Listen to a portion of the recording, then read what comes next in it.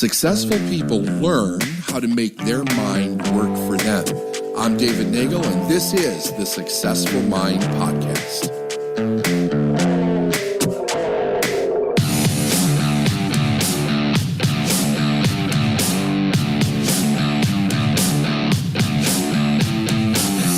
We're going to look through and develop a sales filter in our mind so that we can become a master salesperson. So there's going to be a few steps to this. The first idea is this: before you can become a sales master and then hire amazing salespeople and build a sales team, the number one thing that has to be addressed is your own attitude and belief about sales.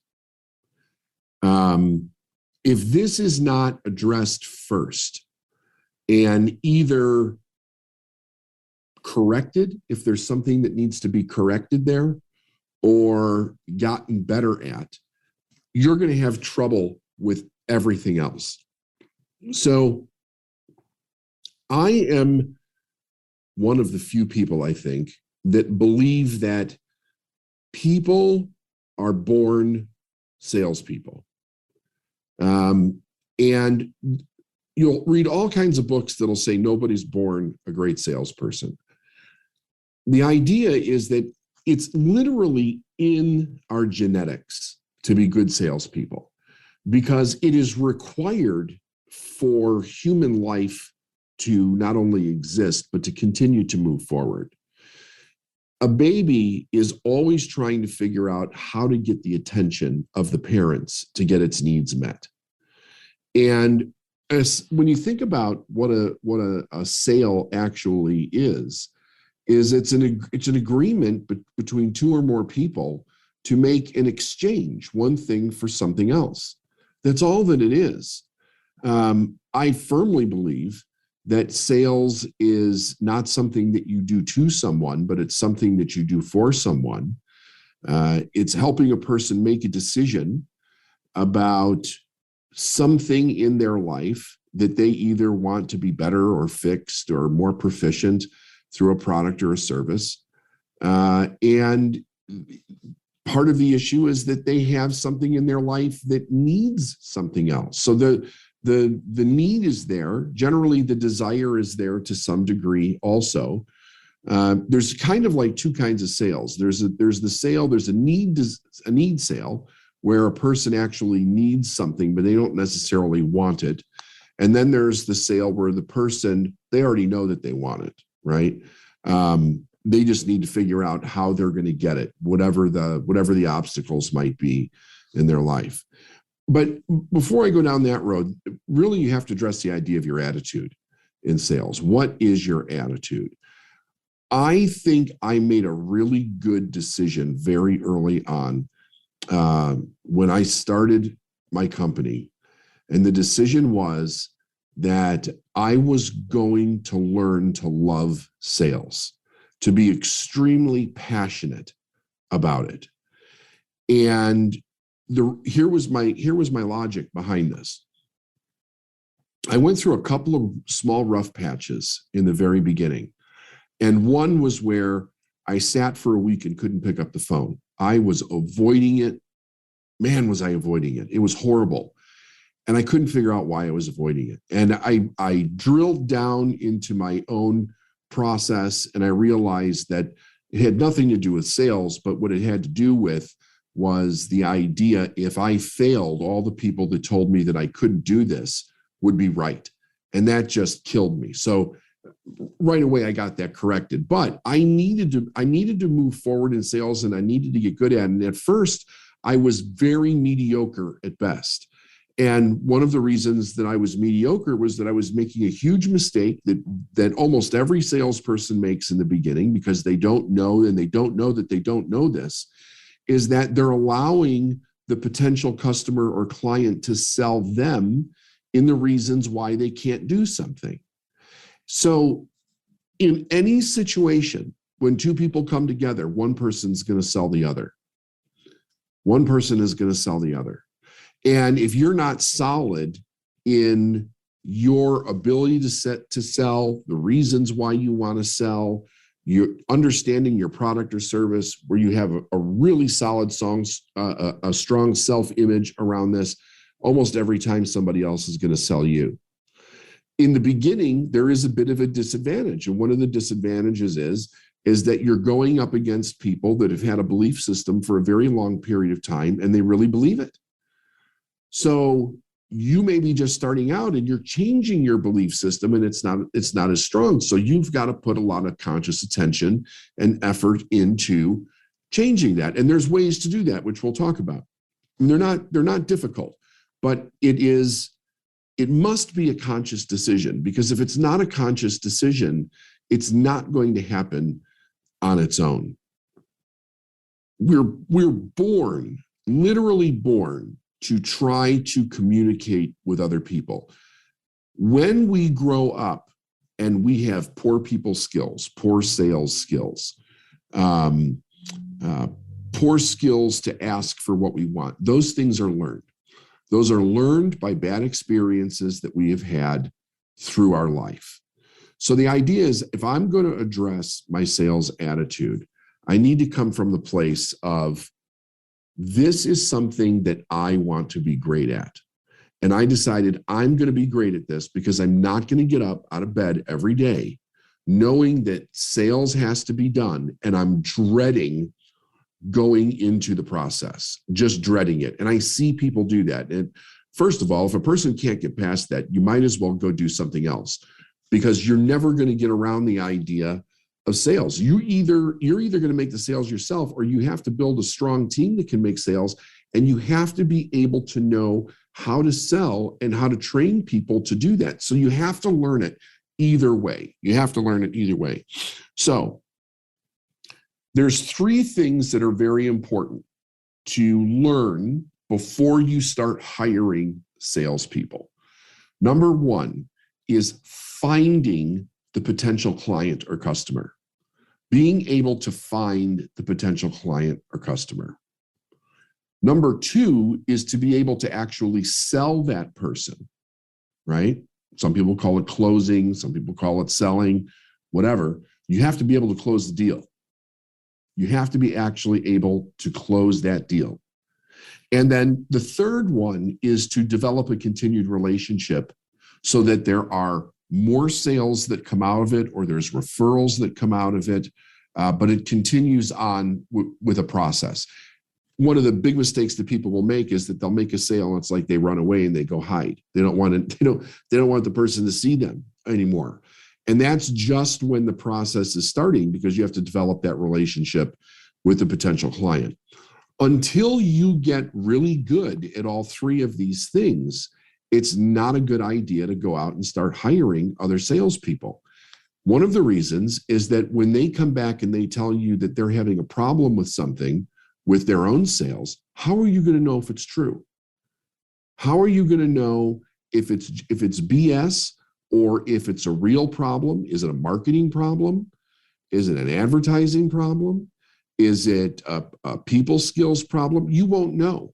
You won't know because you haven't done the work to move past and through your own belief system in order to become really great at this yourself. So the attitude to become great at this is, I'm going to master these three things so that I get really, really good. Now, what are the steps to mastering this? So I give you these, you just write them down, and then we'll go into them more as these days, as I go through these over a few days. Number one, which we've already kind of addressed, is your work ethic.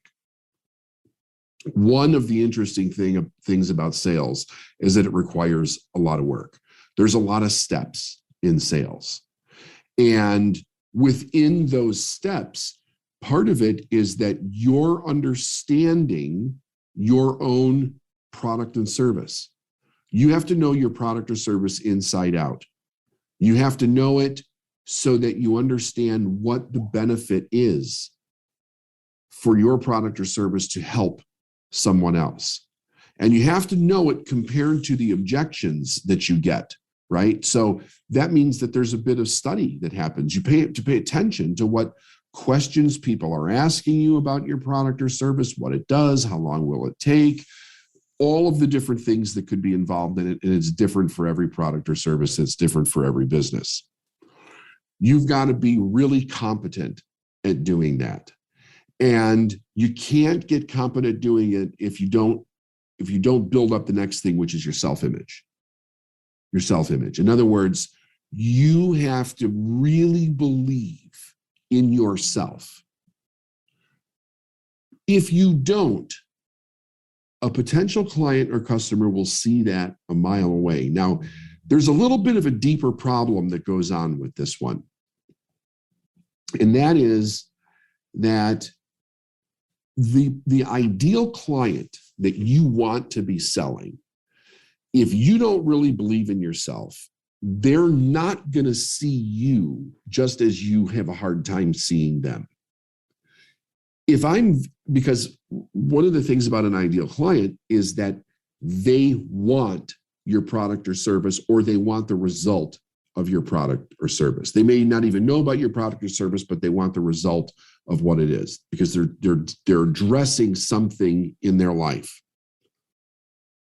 If they know this, if a person knows this, obviously they're going to want somebody that can do well at that. Well, do well in helping them solve the problem. Someone that's educated and has the skill, but also has the confidence to be able to do it. And you can see a lack of confidence a mile away when it comes to something that's very important to you. We've all had experiences where we're looking for something and we need help, and we've run into people that kind of act like they know what they're doing, but they really don't, and you can see that right off. Your ideal client will not want to buy from you if you don't have that self-image, if you have not really locked in that self-image. So it's very important that you sincerely believe in you and your product or service. You also have to start developing people skills. Now, people skills, the interesting thing about people skills is that you can develop people skills every day, almost in every situation. It is your ability to have a conversation, your ability to ask for what you want, and your ability to do this one thing very well. Listen. Listen. Make sure you write that down. Listen. When I am going through sales recordings, when people send me sales recordings and I'm listening to what they're doing, what's happening with this interaction that they're having, I can tell right off if that person is listening to the client or not. And any indication that you're not listening will always be picked up by the client. It'll be picked up with some kind of idea of non-interest, or the person doesn't think that they think they're important enough, that type of thing. But what's worse is this: when you're sitting there talking to a potential client, you're on a sales call, and you're having a conversation in your head about this person, this call, closing the sale, not closing the sale, what if something goes wrong, creating confusion in your mind. If all of that craziness and confusion is going on in your mind, you're not listening. There's no way you could be listening to what they're actually saying. Being worried that you're not going to be able to answer a question. These internal conversations, you have to work at stopping them. And how do we work at stopping them? It's not difficult to do. It's understanding what's actually happening, right? Fear is what's controlling that problem, really, or what's creating that problem. And what is it the fear of? The fear of not making a sale, the fear of being rejected, the fear of not having enough money, right? These are not new to you, right? You understand these. Never be afraid to not make a sale. And I do believe that that's a decision. I do believe that it's a decision. There's no reason to go into your business every day and be afraid of not making sales. There's just no reason.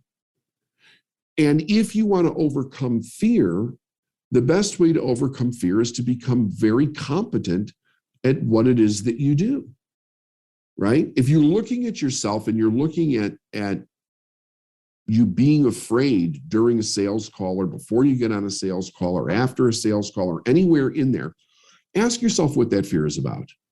What is it that you're really afraid of? And address that thing, right? Because one of the things about fear, which is really a weird thing, is let's say you're afraid you're not going to make the sale, and then you're not going to have any money, and then you're not going to have a business, or the people are going to see you, and you're going to be rejected, and it's going to be embarrassing.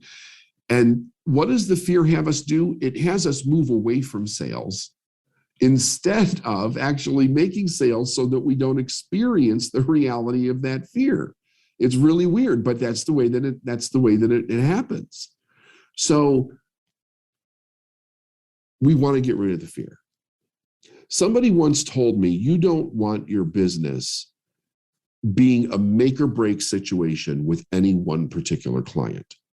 Like, I've got to close this client. I just have to. I've got a quota that I've got to meet, or I need 4 people in this program or whatever. I absolutely have to close. No, you don't.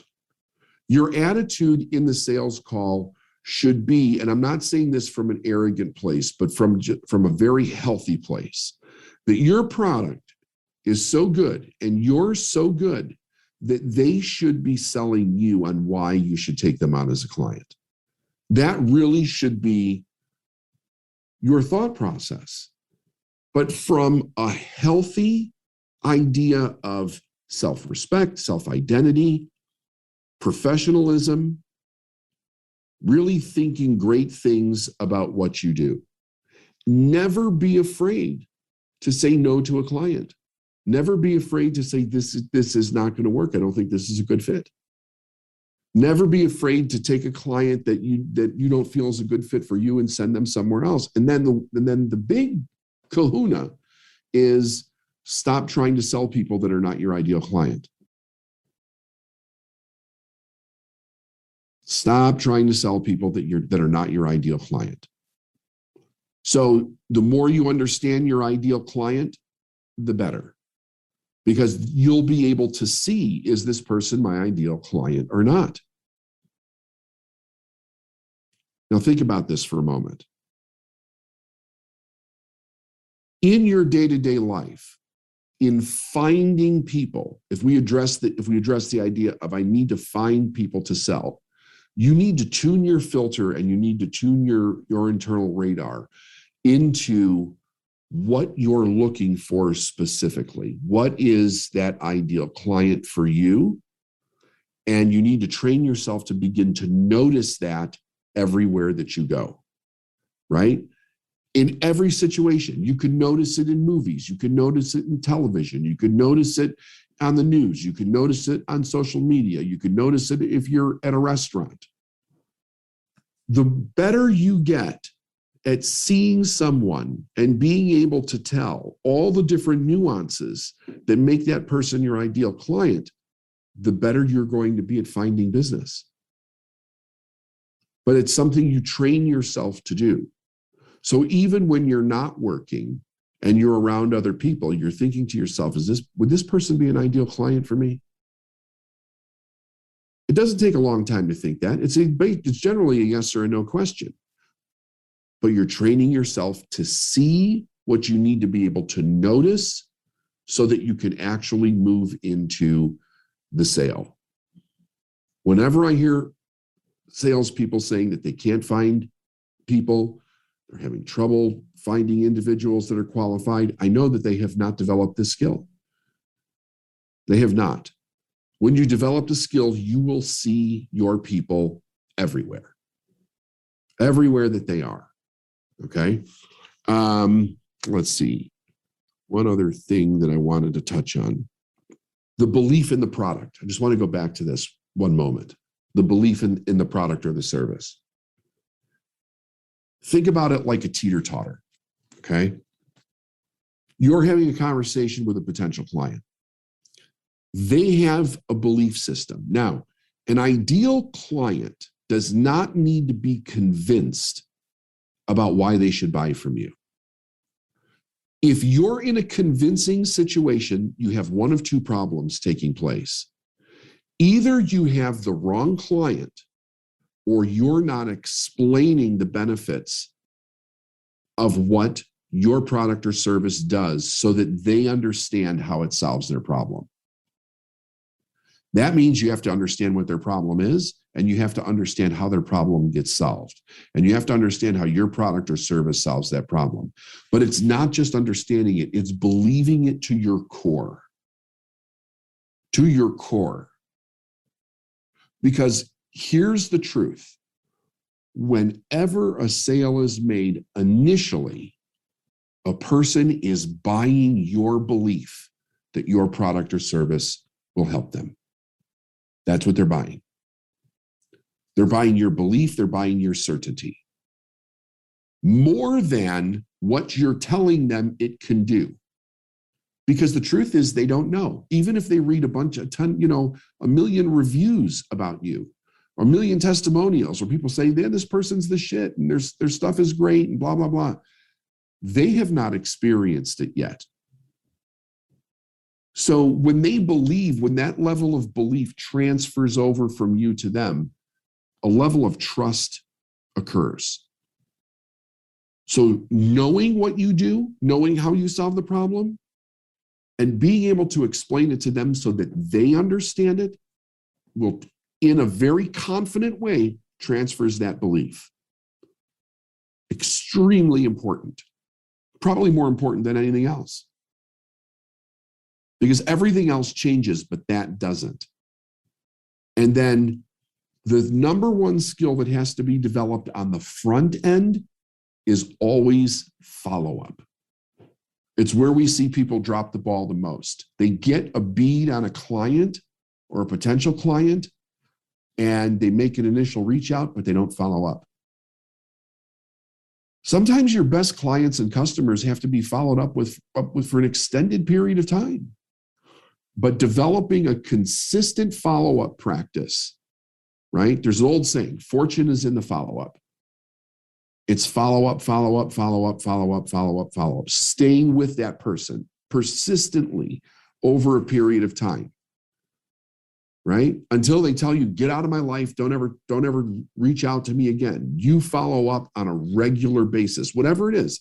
Maybe it's once a week, maybe it's once every 3 months, maybe it's once every 6 months, maybe it's once a year. Whatever it is for your business, whatever's best for your business, you've got to follow up consistently. And then the decision in the very, very beginning, and this is the most important part of today, because we'll go through the rest of this in a little more depth. What is your attitude towards sales? And are you willing to change it to just loving it and being passionate about it? It's the number one thing that you have the control to change in your business. That is the difference, not only between the life and death of your business, but between having a mediocre business and having an extraordinary business.